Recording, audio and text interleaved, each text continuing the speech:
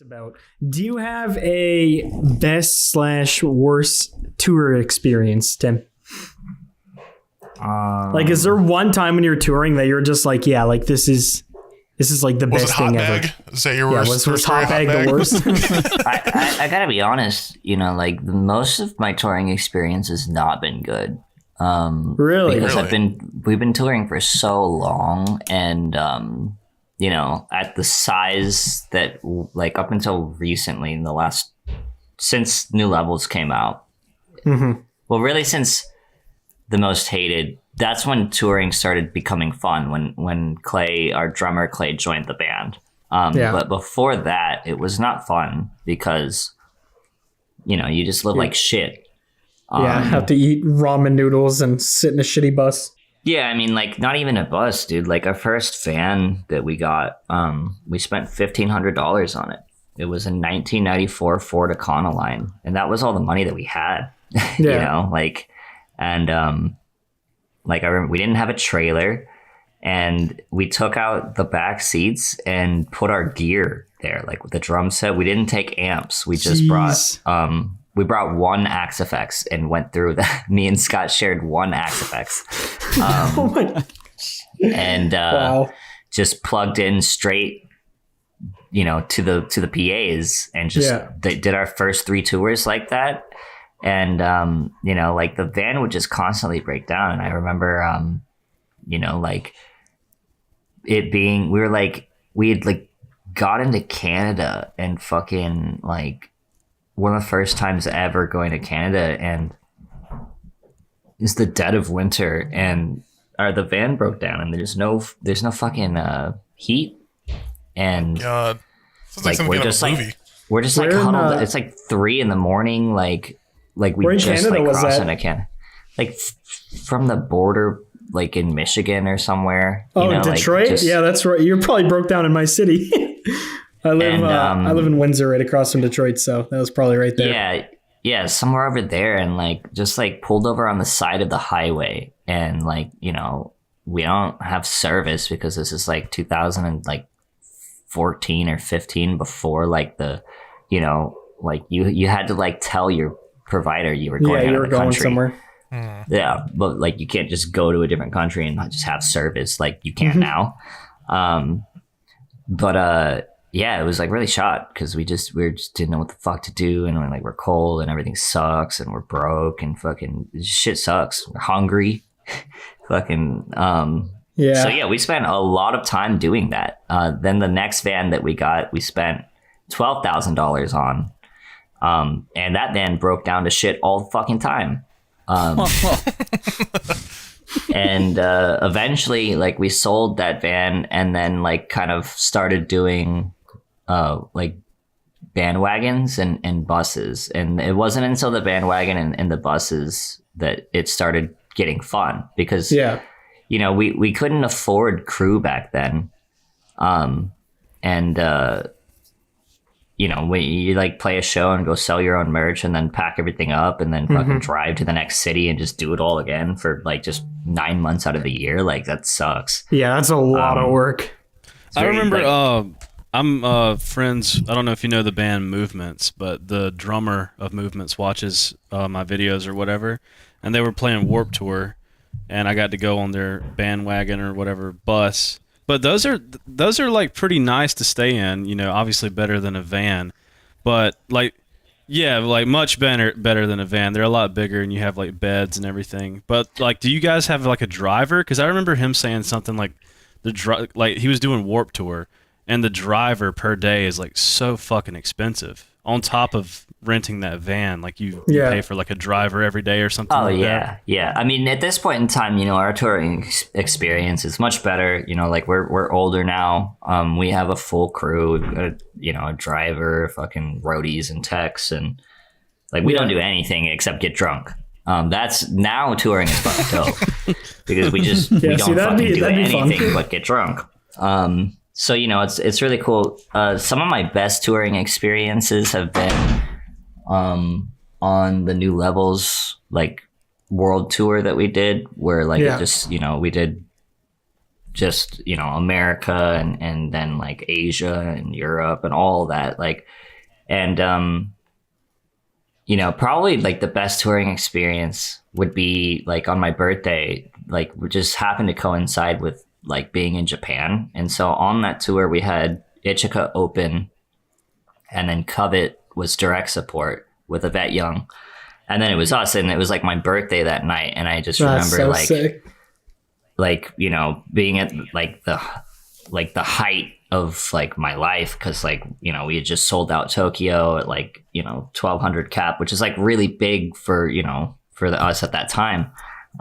Especially in Japan. And, an NA band in Japan. That's pretty damn impressive at any size. That's cool as hell. And, you know, it was just a fucking wild show. And I remember, you know, like halfway through our set, like they came out with a huge cake with my face on it. And, you know, the whole crowd singing happy birthday, and Ichika's up there, like, and fucking Clay, our bass player, just grabbed, like, Clay's drunk as fuck. And he picks up Ichika and throws him over his shoulder and starts swinging him around while singing happy birthday. It was so wild. And then the next day we had an off day and fucking got to go do all the cool things in Japan.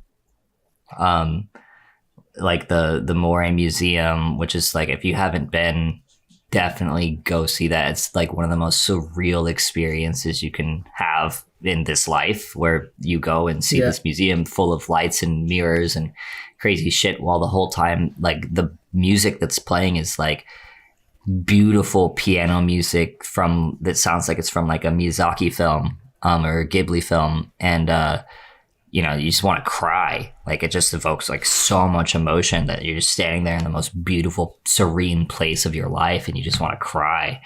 And then we went to go see the Robot Cafe and fucking, you know, just got trashed. Yeah, it was Japan sounds awesome. so sick.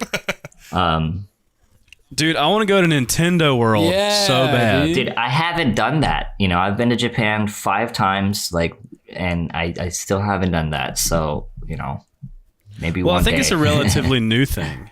Yeah. The whole Nintendo World thing. But, dude, I definitely want to go to that soon. But I think I want to wait till it's in America.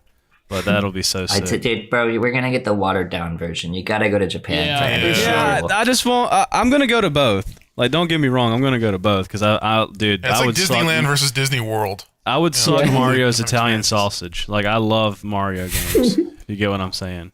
But yeah, I'm going to go to both. But I want to experience it in English first. Okay, that's fair. Fair enough. But yeah, you know, that's, you know, not any particular bad experiences stick out just because I try and suppress those. But most of it before the Most Hated EP was all very bad. And I did not like my life because I felt like I was trapped, like on tour, just perpetually on tour, not making money and not progressing. You know? Yeah, just being stuck there. So would you say you enjoy the more creative, like, writing process of doing the album, or the touring side of things? Oh, I love being in the studio. Like, that is my favorite thing. Like, you know, outside of Polyphia, like, I just be making music. I'm in the studio all the time, whether it's with, you know, doing like hip hop shit or whatever. Like, I just love being in the studio.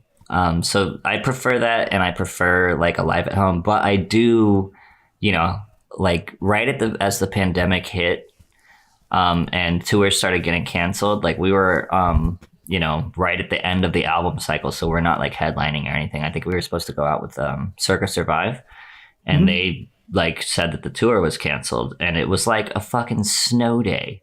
You know, like, where like, you know, adults are all pissed because they can't get to work and whatever, but like, you're stoked because you don't have to go to fucking school. So that was what it was like, because like we were just kind of like over touring, and it wasn't our tours, so like we weren't upset. We were just like, we don't have to go.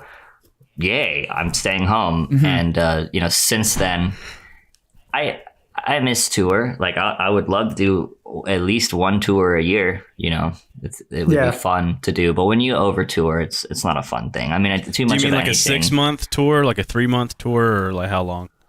I mean, like before, like, you know, the pandemic, we were doing like 9 months out of the year on tour. Okay, I got you. That's Damn. crazy. Wow.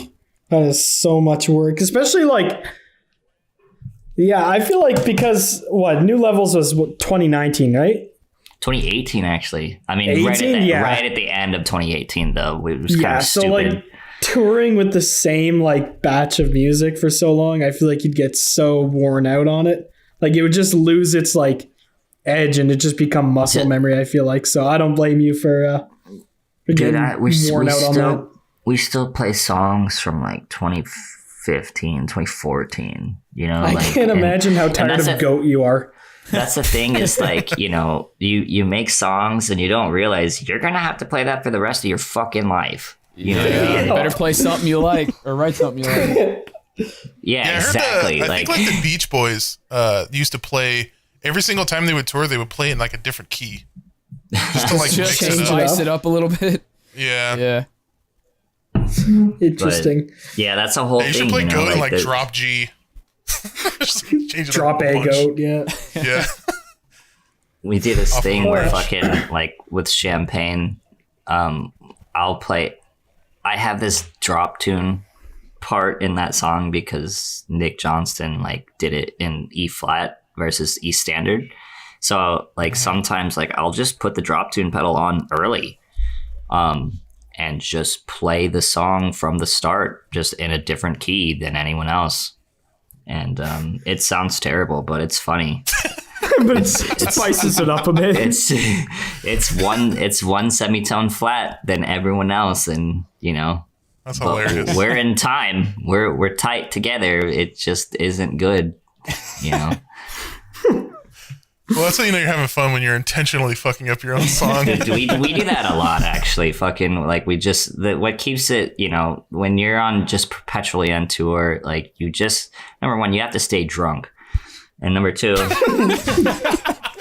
right, fair enough. Write that down. Write that down.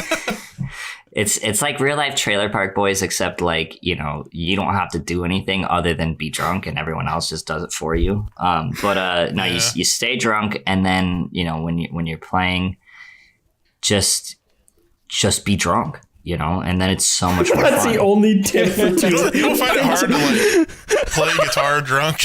Any advice for new guitar players, new bands? Get drunk. Is it like a skill you get better at, like drunk playing? No, you need to be good before you get drunk. Because it's only going to make you worse. Right. You know? I mean, there's actually a threshold, you know what I mean, like of getting on a level, and then just like it's a very fine line to walk. Because if you pass that threshold, then it goes to shit, right? So Yeah, you got to get in your sweet. You got to get in your sweet spot where you're loose and comfortable, but not like tipsy and falling over and throwing up. Yeah. Yeah. So, you know, that's the skill, is how much to drink. So what you're basically saying is, to be on tour, you need to be good at your instrument and also good at drinking, because new drinkers aren't going to have that skill. No, they're not. Of getting in their sweet spot. yeah. They're going to get fucking trashed. Musicians and throw get up practicing on on stage. both those things. Don't forget. Practice drinking and practice your instrument. Yeah, this is coming from a very seasoned liver.